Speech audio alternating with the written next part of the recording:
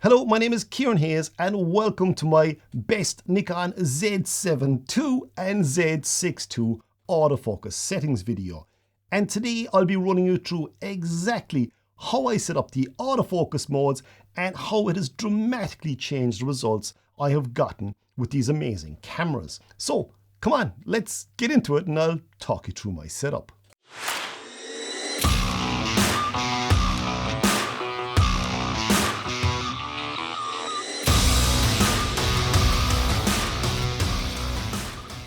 While this video is probably a bit late, a lot of people have requested it after I posted my Nikon Z8 and Z6ii focus videos for my boosted subject detection system. So here we are, better late than never, right? This exact setup won't suit everyone watching this video. I completely understand and appreciate that. But the point of this video is we need to adapt and change our approach to get the best out of these amazing cameras. So hopefully this will give you the basis for getting your setup right for you and your photography. So first, let me show you the settings I changed in my camera. Focus orientation is the first setting I changed, as this will give you different default focus points for both landscape and portrait orientation.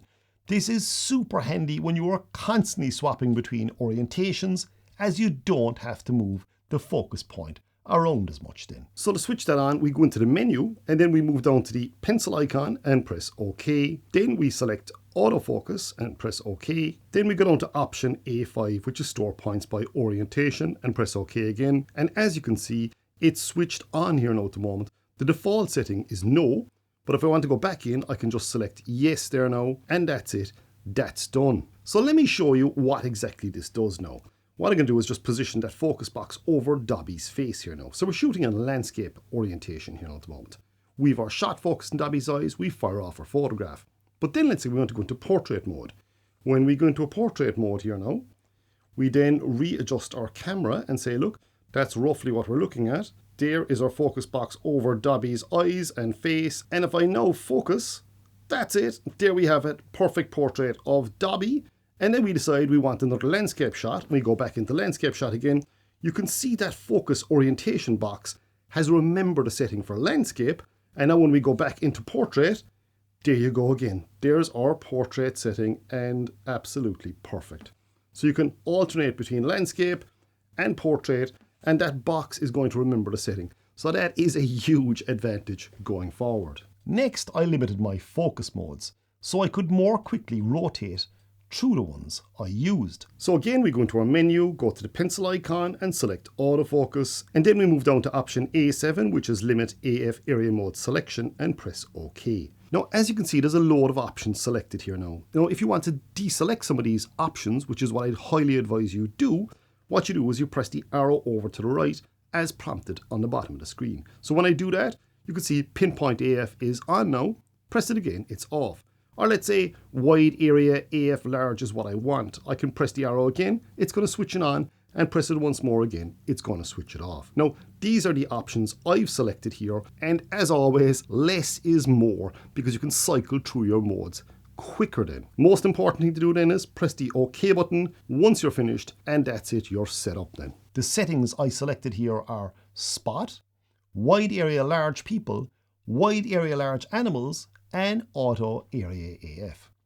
These are the settings that suit me, so please select the ones that suit you and your work best. And remember, you can of course gain access to all the focus modes again whenever you want them via your eye menu. So if you want to select one you disabled, you can still get at it very quickly via the eye menu. A trick here with selecting your modes is to try and limit your selection so you can quickly rotate through the options when on a shoot.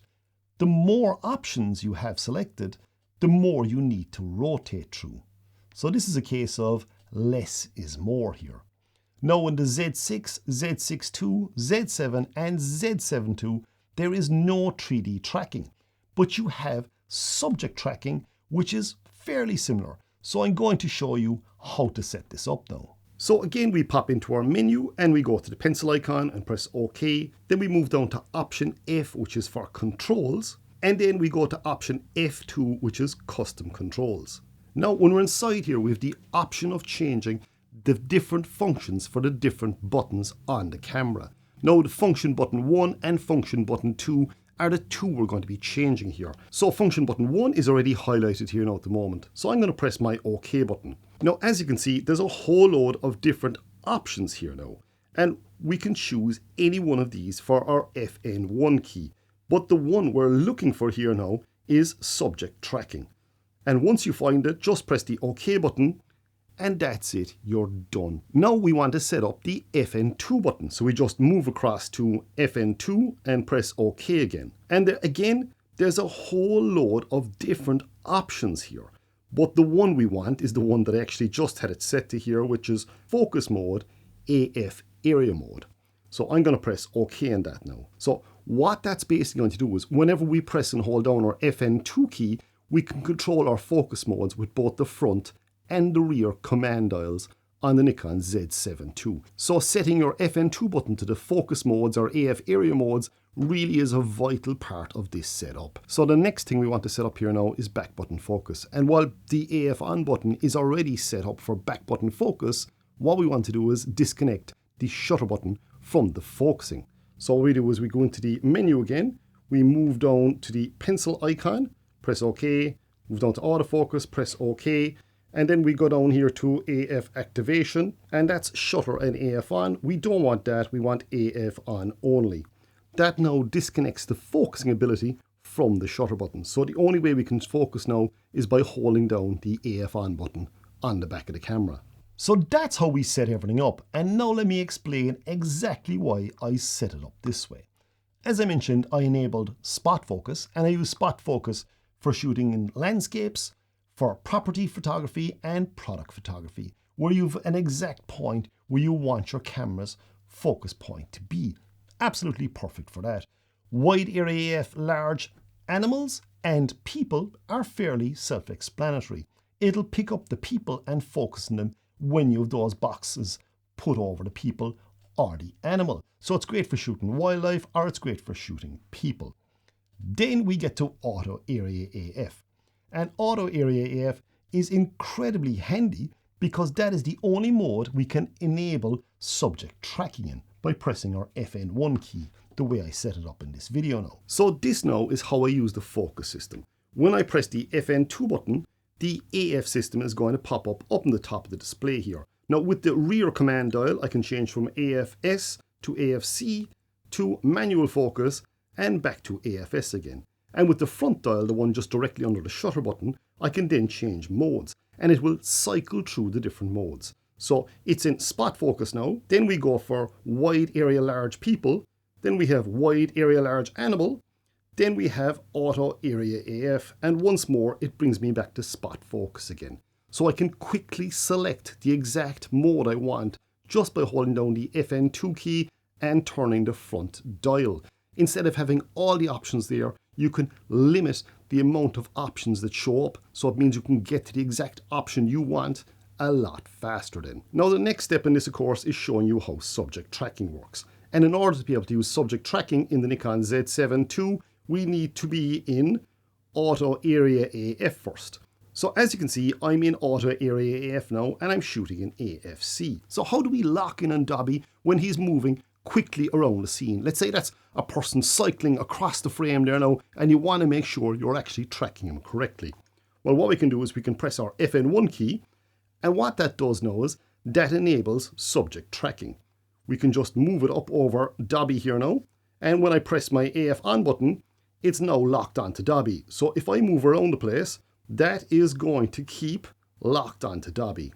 So it's not absolutely perfect, but it is an awful lot better than trying to reposition that box so it'll actually nail focus on Dobby every single time. So as Dobby is moving around the frame, so I hope it'll make you seasick here now, but you can see it is sticking to Dobby there now. I'm holding down the AF on button and I'm in AFC at the moment. And once I let go of my AF on, I can just quickly, if the subject goes stationary again, and say, look, I don't want subject tracking anymore, I just press my FN1 key again to switch it off. So once we'll switch it on, and one more time we'll switch it off. Now if I want to change modes again, I just press my FN2 key and turn my front dial, and I can go to whatever mode I want. As there are only 4 modes enabled here, I can very quickly go from auto area AF to my wide area large modes to spot focus. So as you get used to this setup, you will find you're missing less shots because you can change focus modes a lot easier and there's less distraction and you get more used to the setup itself. But time really is going to be your best friend here. The more time you spend playing with this, the better this is going to get for you. Now, the one thing I'll say here is it is not as good as 3D tracking on the likes of Nikon Z8 or the Z6ii or any of the X-Speed7 cameras, but it still does a really good job, and it is an awful lot better than trying to move the spot focus or the wide area box around the screen to get it over your subject, because you're constantly messing around with your focus settings while you're trying to take the photograph. Whereas with the subject tracking, it'll follow your subject around the screen as they move around the frame, and instead of concentrating on focusing, you can now actually concentrate on taking the shot. So that for me is what all this is about.